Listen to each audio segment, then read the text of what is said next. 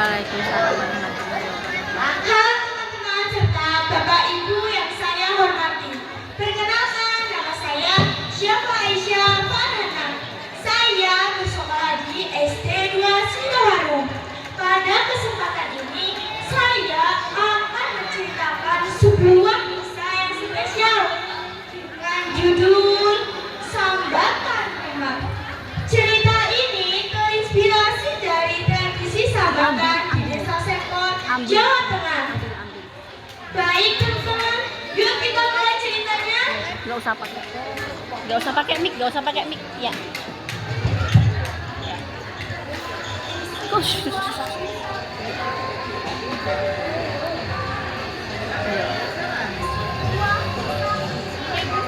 Pakai mic.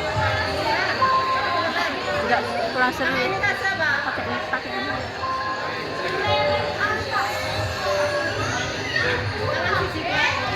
Tak satu aja, Bu.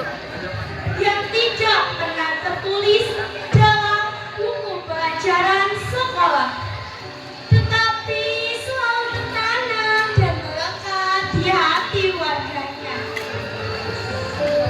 Tradisi itu bernama sambatan. Sambatan berasal dari kata sambat dalam bahasa Jawa yang berarti meminta bantuan tetangga. Sambatan dilakukan ketika ada yang membangun rumah, ada yang memperbaiki jalan, dan tertimpa musibah. Tradisi sambatan ini datang tanpa diundang, bekerja tanpa dibayar, pulang dengan hati ringan. Di ujung lereng berdiri sebuah rumah paling tua. Dindingnya terbuat dari anyaman bambu yang berlubang. Rayap hampir memakan semua sudut dinding bambu. Atapnya bocor sana sini. Lantainya sangat dingin dan masih tanah. Rumah itu milik Pak Broto. Ia tinggal bersama istrinya yang sudah lama sakit dan cucu mungilnya Nina. Anak dan menantu Pak Broto sudah meninggal, jadi beliau yang merawat cucu mungilnya. Suatu malam hujan turun sangat deras, angin berhembus kencang, goyangkan pepohonan dan atap rumah warga. Saat itu dinding rumah Pak Broto bergetar, sangat terasa. Nina memeluk neneknya sangat erat. Nina takut, cerita Nina. Saat itu Pak Broto masih tertidur pulas.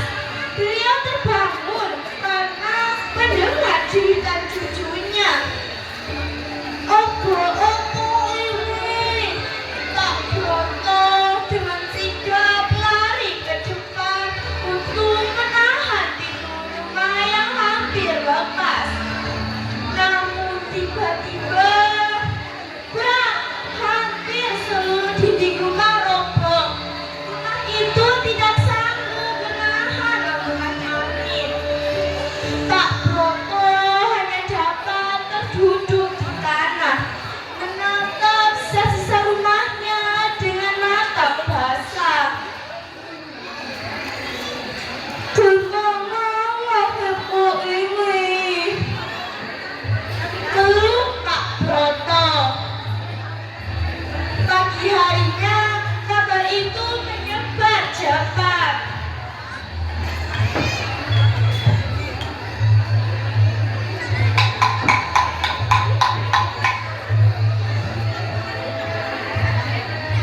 Kentongan di gardu ronda dipukul berkali-kali. Warga, ayo kita sambatan, rumah Pak Broto roboh. Seru Pak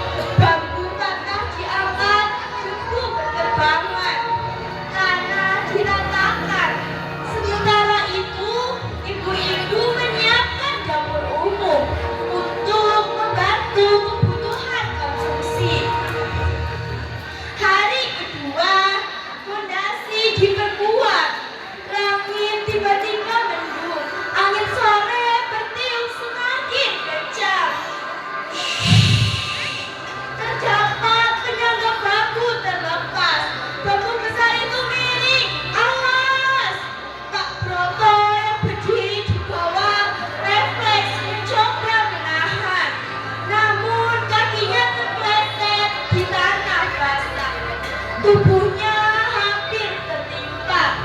Dondon mendorong Pak Broto menjauh dan menahan bambu berat itu dengan tangannya sendiri. Sangat berat, terlalu berat. Kaki dan tangannya gemetar. Dan akhirnya bambu itu tegak kembali. Sunyi, hanya ada suara nafas berat. Hari ketiga, langkah atap mulai dipasang. Momen ini yang dianggap penting dan penuh doa.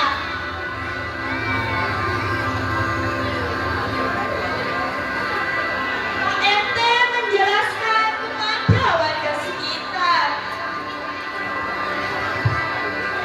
Warga, dalam acara sambutan ini terdapat ibu pada tampang itu melambangkan kepasrahan kepada Tuhan.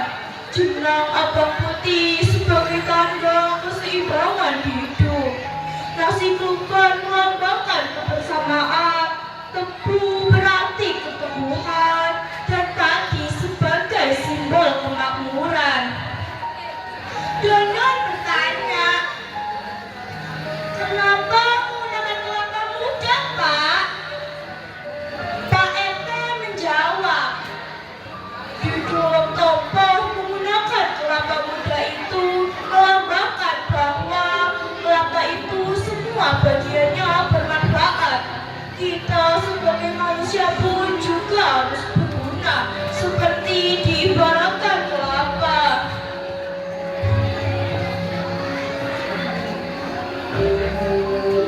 Pada saat atap terakhir dipasang, semua warga menangadam. Alhamdulillah, ucap mereka bersamaan. Pak Broto tidak mampu menahan air matanya. Umur bukulit, bukan bunga yang kuat, tetapi karena hatiku yang semua yang kuat. Ucapnya tersendu-sendu. Setelah doa bersama, warga makan ibu dan nasi kuban bersama-sama. Terdapat gerak tawa saat makan bersama. Dondon membisu. Ia masih mengingat saat tangannya menahan bambu berat itu dan saat ia hampir menyerah. Dondon menyadari sesuatu, bahwa sebagai manusia harus saling membantu dan menangkis semua keraguan yang ada. Selama sambatan ada, tidak akan ada hati seseorang yang merasa tertinggal. Sekian cerita dari Syafa, semoga kalian suka ya.